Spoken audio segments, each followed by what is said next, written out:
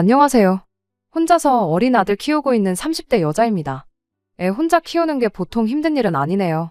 처음엔 주변 눈초리, 그게 뭐가 중요하냐고 신경 하나도 안 쓰고 살았는데, 아이가 나중에 학교라도 가게 되면 그 눈초리가 이젠 제가 아니라 아이한테도 가는 게 아닐까, 그게 마음에 걸립니다.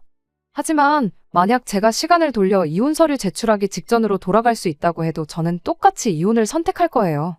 그 생각만큼은 변한 적이 한 번도 없습니다. 시댁 형편이 많이 어려웠어요. 먹고 사는데 문제가 있는 정도는 아니었지만 하루 벌어 하루 먹고 산다고 해도 과언이 아닐 정도로 경제적으로 여유가 있는 편도 아니었습니다. 그에 반해 저희 집은 형편이 썩 나쁘지는 않았어요. 저희 할머니께서 과거에 시장에서 장사를 하셨는데 그때 만진 돈으로 건드린 투자들이 결과가 다 좋았었다네요. 할머니가 장사하시던 곳이 서울 변두리 동네이긴 하지만 그때 번 돈으로 건물도 몇 채나 가지게 되셨다고 해요. 그 덕에 저희 부모님은 건물 하나 물려받아서 그걸로 월세 받고 살고 계시고요. 아무리 사돈지간일지라도 며느리네 집에 돈이 있으면 좋은 거 아닌가 싶었는데 왜인지 모르게 시어머니는 저에게 도통 곁을 내어주지 않았습니다. 그럴 거면 차라리 관심도 주지 마시지. 못 살게 굴기는 또 너무 못 살게 구셨어요. 생각해보건대 그냥 저희 집이 형편이 넉넉한 게 질투가 나서 자격지심 때문에 그랬던 건지 아니면 저희 결혼할 때 집을 친정에서 해주셨는데 괜히 그것 때문에 귀한 아들이 처가에 기죽고 사는 것 같은 기분이 들어서 그랬는지 사실 정확하게는 여전히 모르겠고 감도 안 잡히지만 대충 저런 이유 때문에 그랬던 게 아닌가 싶습니다. 하지만 저는 그런 시어머니의 억지를 다 받아줬어요. 남편이 중간 역할 잘해줬다면 더할 나위 없이 고마웠겠지만 괜히 애매하게 남편이 나섰다간 시어머니가 아예 대놓고 남편을 얼마나 휘어잡고 사냐고 눈치를 주고 더 크게 화를 내셨다 보니 오히려 역효과만 나는 상황이었습니다. 그래서 결국 제가 참는 쪽으로 항상 회피를 했던 거예요. 아무리 저를 못 살게 굴고 그래도 다른 사람도 아니고 남편의 어머니잖아요. 저랑 시어머니 사이가 안 좋으면 중간에서 가장 난처할 사람은 다른 사람이 아니라 제 남편이었을 테니 괜히 고부간의 문제를 가지고 집까지 끌어들여서 남편하고도 사이가 나빠지지는 말자는 생각이었죠. 꼴불견 시짜짓이란 시짜짓은 다 골라서 하시던 분이 저희 시어머니였습니다. 집이 그렇게 먼 것도 아닌데 그놈의 안부 전화는 매일같이 받아야 하는 분이셨죠. 시댁에도 달에 한 번씩은 찾아뵙는 식이었는데 저희가 시댁에 오는 날이면 날마다 뭐 없는 일거리도 찾아서 만들어 놓으시고 그랬어요. 멀쩡한 세탁기 두고 이불은 밟아서 빨아야 한다며 욕조에 세제 풀어서 물 받아놓고 기다린다던가 김치는 갓 담근 게 제일 맛있다며 배추 3포기씩 절여놓고 기다리신다던가 하는 식이었죠. 한 번은 이웃분들 만두 좀 해드려야겠다고 만두만 300개 넘게 빚은 적도 있었죠. 남편이 나서서 자기도 같이 돕겠다고 하면 밖에 나가 힘들게 돈 벌어오는 사람이 주말까지 일을 해서 쓰겠냐며 꼭 그렇게 저한테만 일을 시키곤 했어요. 저희가 맞벌이이긴 했지만 저는 아이가 태어나고 나서부터는 육아를 이유로 재택근무를 시작했거든요. 집에서 일을 하는 게 시어머니 눈에는 편하게 돈을 번다고 여겼던 거죠. 물론 집에서 일하는 게 매일같이 회사 출퇴근하는 것과 비교하면 체력적으로는 조금 더 편한 건 사실입니다만 저는 아이 돌보면서 제 일까지 해야 했으니 따지고 보면 재택근무라고 해서 무조건 더 편한 게 아니었거든요. 말씀드렸다시피 남편이 중간 역할을 하려고 나설 때면 시어머니는 저뿐만 아니라 남편한테도 불같이 화를 냈다 보니 그날은 하루 종일 시댁에서 전쟁을 치르고 오는 느낌이었습니다. 오히려 남편이 어중간하게 돕겠다고 나서면 나서는 대로 저는 더 피곤했고 분쟁만 더 커지는 시기라서 그냥 제가 혼자서 속으로 눌러 참고 견뎌냈어요. 그때 결혼 초반이기도 했고 시어머니도 저희 아이를 손주라고 엄청 이뻐해 주시긴 했었거든요.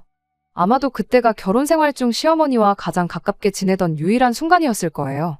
아무튼 한 달 남짓밖에 안 되는 짧은 시간이었지만 시어머니와 잘 지냈었던 기억도 잠깐이나마 있었기에 저만 잘한다면 언젠가는 이런 시어머니와의 관계가 개선되리라 굳게 믿고 그렇게 하루하루 버티고 있었습니다. 하지만 날이 갈수록 상황은 악화되기만 했지 좋아지는 기색이 보이질 않았어요. 그나마 회사 때문에 혼자 나가 살던 신우가 이직을 이유로 시댁에 다시 들어와서 살게 되었는데 그나마 신우가 알게 모르게 제 편을 들어줘서 시집살이의 난이도가 조금씩 줄어드는 게 희망이라면 희망이었죠. 시어머니가 저한테 굳은 일을 시킬 때면 신우가 나서서 시어머니를 말려줬거든요. 나도 언젠가 결혼해서 남의 집 며느리가 될 텐데 시댁 올 때마다 시어머니가 이렇게 고생시킨다고 생각해보라며 일 시키는 시어머니를 뜯어말려주곤 했어요. 덕분에 시어머니가 준비하는 강제노동의 강도가 조금 줄어들기는 했습니다. 하지만 우리 시어머니를 누가 이기겠어요. 일의 강도가 약해졌을 뿐이지 저 올 때마다 온갖 귀찮은 일은 일대로 준비해서 다 저한테 시키고는 했습니다. 언젠간 나아지겠지라는 생각으로 몇 년을 버텼는데 남편이 나서도 신우가 나서도 나아지는 게 하나도 없었다 보니 저도 생각을 달리 하게 되었어요. 제가 이렇게까지 해서 시어머니와 잘 지내게 된다고 한들 얻는 게 뭐가 있겠나 싶었던 거죠. 자식들이 그렇게 말해도 그렇게 고집을 부리시는 분인데 제가 군소리 없이 시댁에서 시집살이를 견뎌낸다고 한들 나아질 관계였다면 진작에 나아졌겠지 싶더라고요. 그런 생각을 갖게 된 이후부터는 시어머니가 전화로 저한테 욕짓거리를 하던 말던 안부 연락도 손을 놓아버렸어요. 한 달에 한 번 시댁에 가던 것도 남편만 혼자 보내기 시작했고요. 저는 이따금씩 한 번 정도 같이 다녀올 생각이었습니다. 남들 하는 만큼만 하자 이런 생각이었죠. 그렇게 2달 정도 남편만 혼자 시댁에 보냈을까? 하루는 아침에 남편 출근시키고 나서 아침 운동을 하려고 요가 매트 깔아놓고 이런저런 준비를 하고 있었던 때였어요. 갑자기 누군가가 문을 주먹으로 쾅쾅 두들기더라고요. 문 열어라 하면서 호통을 치는데 시어머니의 목소리였습니다. 남편 직장 특성상 출근 시간이 들쭉날쭉한 편이에요. 그런데 남편이 출근하고 딱 5분 정도 지나서 저러는 걸 보니 밖에서 아들 출근하는 거 기다렸다가 나가는 거 확인하고 저 혼자 집에 있는 거 알고 나서 찾아온 건가 싶더라고요. 저야 출근하는 게 아니다 보니 집에 있다는 건 당연히 알고 오셨을 테고요. 그렇다고 이웃분들 눈치도 있고 저렇게 두면 언제까지고 계속 문을 두드릴 텐데 민폐 끼치기 싫어서 그냥 문을 열어드렸습니다. 시어머니는 집에 들어오자마자 누가 보면 제 머리채라도 곧바로 낚아챌 기세로 성큼성큼 들어오더군요. 제가 운동하려고 준비해놓은 걸 보고는 아주 팔자가 편하다고 하면서 다짜고짜 저한테 너는 어른 알기를 얼마나 우습게 알길래 이렇게 얼굴 보기가 힘드냐. 너 네 부모한테도 그렇게 하느냐 하면서 집에서 뭘 가르쳐서 시집을 보냈길래 어른을 이렇게 푸대접을 할 수가 있느냐며 고래고래 소리를 지르더군요. 그날 저도 인내심의 한계를 느껴서 지지 않고 시어머니한테 한마디 했어요. 그간 제가 어머님한테 못한 게 뭐가 있다고 이러시냐고요. 할 말도 없어서 그냥 끊는 게 일인 안부 전화도 매일같이 드렸고 억지로 시키는 온갖 자비를 할 때도 싫은 소리 한 번 안 하고 묵묵히 다 하지 않았느냐고요. 시어머니는 뭐 며느리면 당연히 해야 할 도리를 가지고 유세를 떠냐며 바로 반박을 하더군요.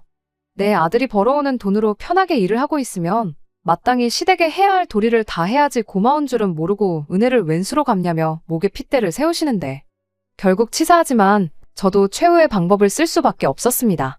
며느리 도리 이야기 한 번 잘 꺼내셨다고 저는 여태껏 잘하고 있다 생각했는데도 모자다 하시면 여기서 얼마나 더 잘해야 되는 건지 저는 모르겠다고 했습니다. 그냥 이참에 속 편하게 며느리 노릇하는 거 그만두겠다고 한마디 했죠. 오늘부로 시댁에 매달 보내던 생활비부터 끊어버리겠다고 으름장을 놓았습니다. 시어머니가 따로 일을 하고 계신 게 아니었다 보니 신우랑 남편이 결혼 전부터 시어머니 생활비를 따로 챙겨드리고 있었거든요. 저희 결혼하면서 보내던 생활비를 끊어버릴 수는 없으니 양가에 똑같이 보내기로 했었어요. 그런데 친정부모님은 여유가 있다 못해 넘쳐나는 분이셨다 보니 그런 거 받을 필요 없다고 거절을 해오셨습니다. 그래서 그건 그거대로 저금을 할까 했는데 시댁 형편 어려운 것도 알고 그러니 차라리 제가 친정에 보낼 몫을 시댁에 드리기로 했던 거예요. 시어머니 입장에서는 제가 보내던 돈이 여윳돈이나 마찬가지였으니 솔직히 포기하기 싫은 돈이었을 겁니다. 그 누구보다 시어머니가 그걸 잘 알고 있었을 테고요. 제 예상대로 그 말이 나오자마자 시어머니가 조용해지더라고요. 물론 며느리 앞에서 자존심도 챙겨야 했으니 바로 꼬리를 내리지는 않으셨지만 저한테 이 소리 저 소리 할 말 못할 말 가리지 않고 퍼붓던 시어머니가 그냥 혀를 한 번쯤 하고 차더니 그냥 집으로 돌아가시대요. 그간 그렇게 참아왔던 걸 터뜨렸는데 속이 후련하다기보단 자꾸 신경이 쓰이고 마음에 걸리더라고요. 할 일이 산더미였는데도 불구하고 그날은 아무 일도 손에 잡히지 않을 정도로 심란했습니다. 남편이 퇴근했는데도 아무 말이 없고 무슨 일이 있었는지 전혀 모르는 눈치길래 제가 먼저 솔직하게 말했습니다. 당신 출근하고 아침에 시어머니가 찾아오셨다.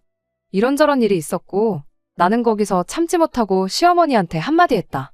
생활비 끊겠다고도 말했다. 정말 토시 하나 빠뜨리지 않고 있던 일 그대로 사실만 전했습니다. 저한테 유리하게 바꾼 말도 없이 솔직하게 전부 다요. 남편이 제 이야기를 듣고는 미안하다고 사과를 해왔어요.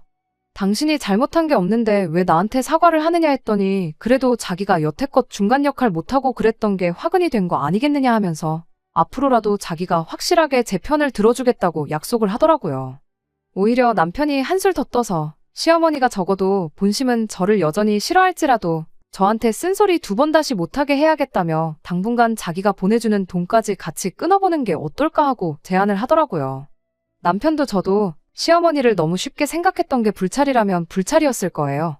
남편 딴에는 당장 제가 보내는 돈 끊는다고 하셨을 때 아무 말도 못하고 집에 가셨으니 자기가 보내는 것까지 합치면 그래도 저를 조금이라도 어렵게 생각하시지 않겠냐는 취지로 꺼냈던 말인데 오히려 시어머니는 남편한테 더 큰 소리를 치시더군요. 아주 여자에 미쳐가지고 낳아주고 키워준 부모도 몰라보고 돈으로 갑질을 한다고요. 부모 내치고 성공하는 자식 새끼들은 살아생전에 본 적이 없다고 어디 한번 니들끼리 지지고 볶고 잘 먹고 잘 살아보라며 아예 연을 끊자는 선언을 해오셨습니다. 예상 외의 반응에 남편이 많이 당황하기는 했지만 그래도 제 앞에서 남편으로서 아빠로서 가장 역할 중간 역할 이제 제대로 해내겠다고 다짐을 했던 게 있다 보니 남편도 시어머니 대응에 맞불을 놓았죠.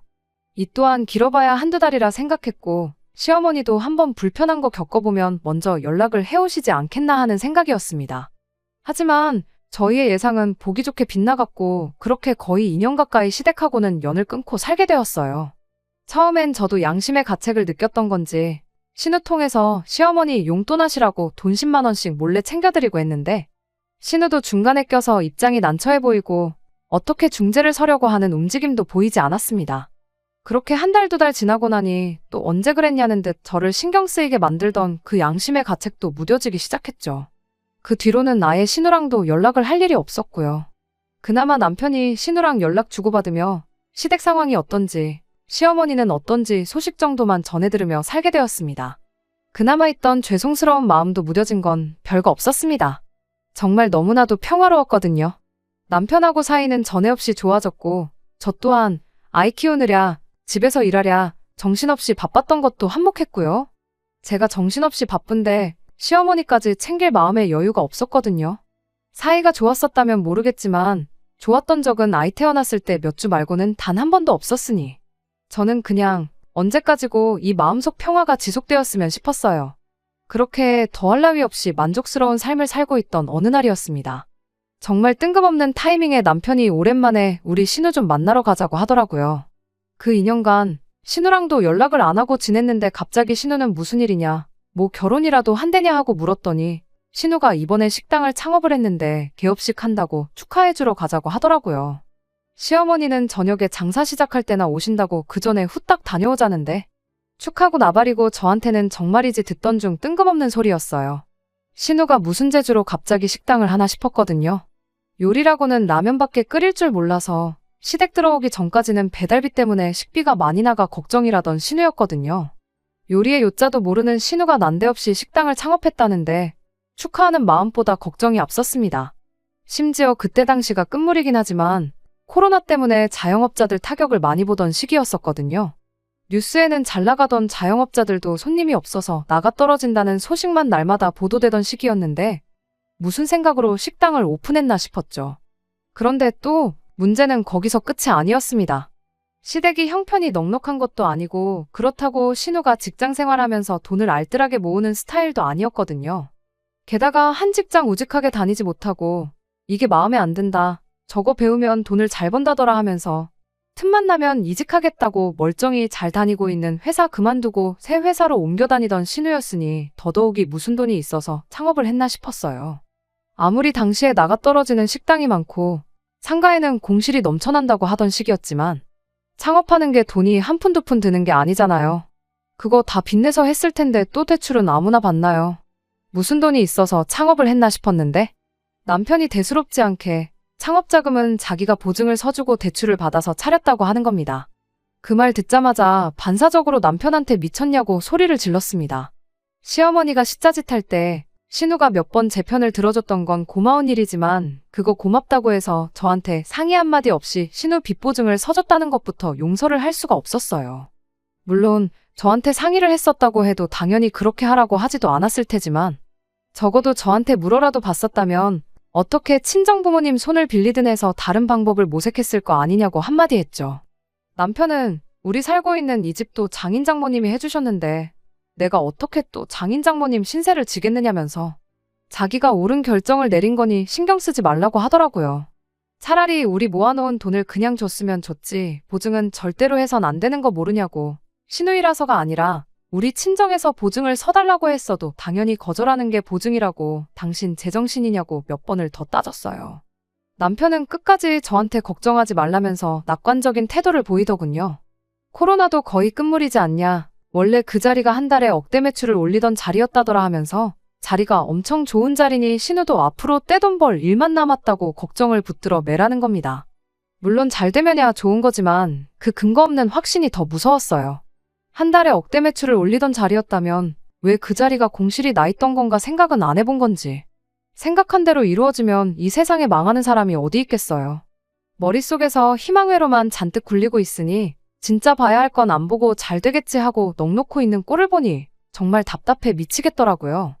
그리고 신우가 무슨 음식을 할 줄 안다고 식당을 하냐고 했더니 그건 걱정 말라면서 음식은 시어머니가 하기로 했다는 이야기까지 해주더라고요. 산 넘어 산처럼 들렸는데 남편은 어떻게든 저한테 자기가 굳게 믿고 있는 맹신을 저한테도 세뇌시키려고 안달이었습니다. 시어머니가 음식을 하고 신우가 경영을 한다는 소리에 정말 억장이 다 무너지는 기분이었어요. 제가 도무지 화를 풀지 않으니 그때 돼서 남편이 감정에 호소를 하기 시작했습니다.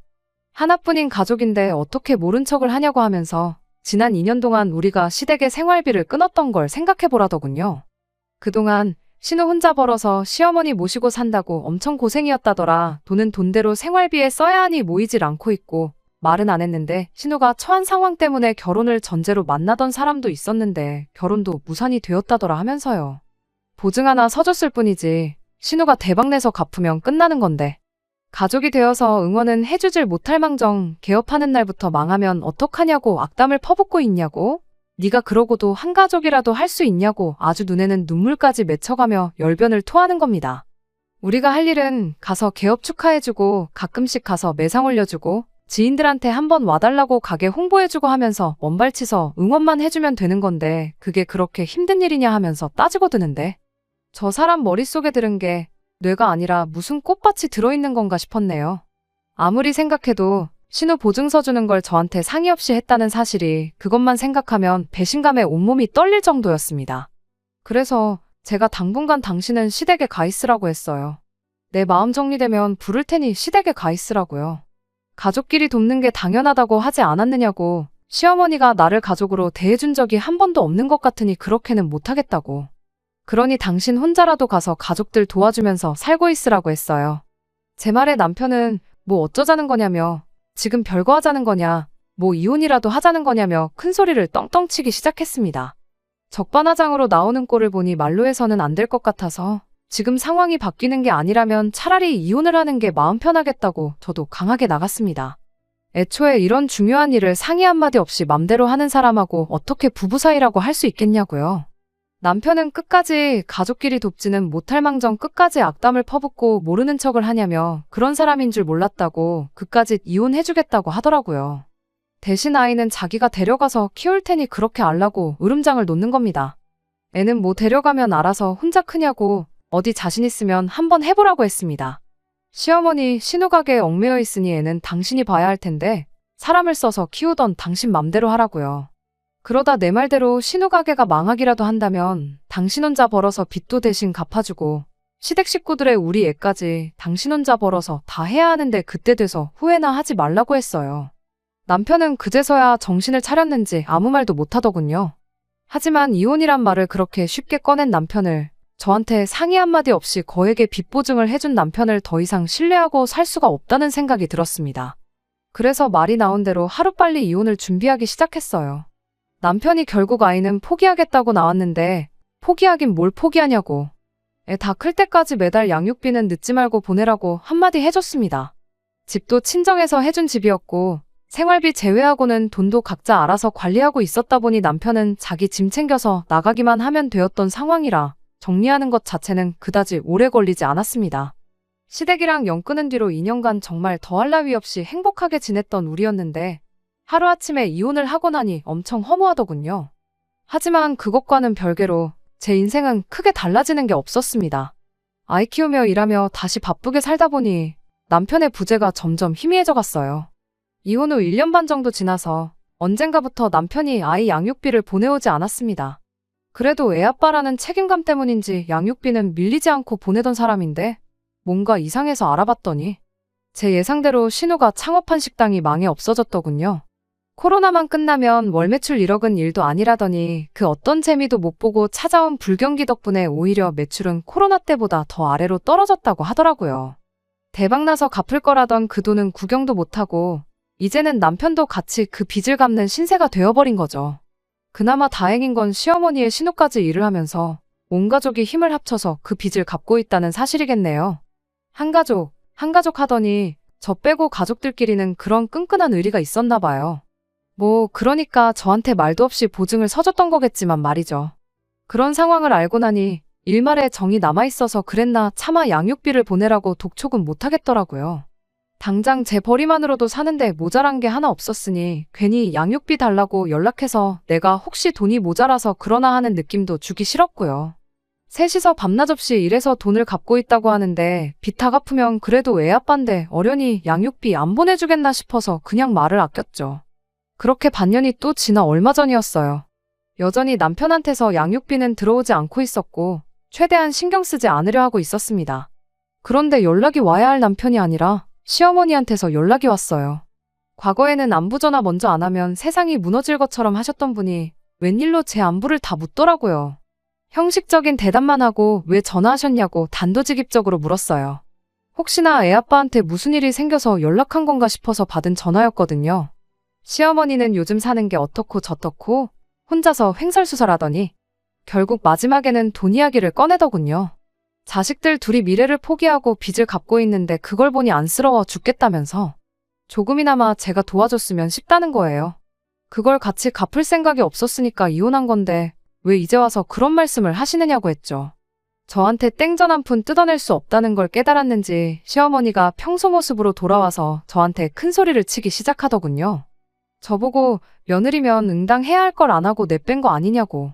시댁 등지고 2년간 해야 할 도리를 안 하고 살았으니 이혼의 사유가 너한테 있는 거 모르냐며 이제 와서 위자료라도 받아야겠으니 2년간 시댁에 안 보냈던 생활비 2천만 원을 일시불로 입금을 하랍니다. 안 그러면 법대로 하겠다길래 시어머니한테 한마디 했어요. 협의 이혼했는데 왜 이제 와서 위자료 타령이냐고요? 돈 때문에 전화한 거면 제가 드릴 상황이 아니고 애 아빠가 양육비 안 보낸 게 몇 달치 밀려있으니 그거나 빨리 확인해서 보내라고 전해달라고 했습니다. 법대로 해야 할 사람은 어머님이 아니라 저인 것 같다고 또 이런 연락하시면 저도 한번 변호사부터 알아봐야겠다고 한마디 했죠. 시어머니는 아무 말도 못하고 전화를 끊어버렸어요. 사실 법대로 할 생각은 없었습니다. 할 거면 진작에 했겠죠.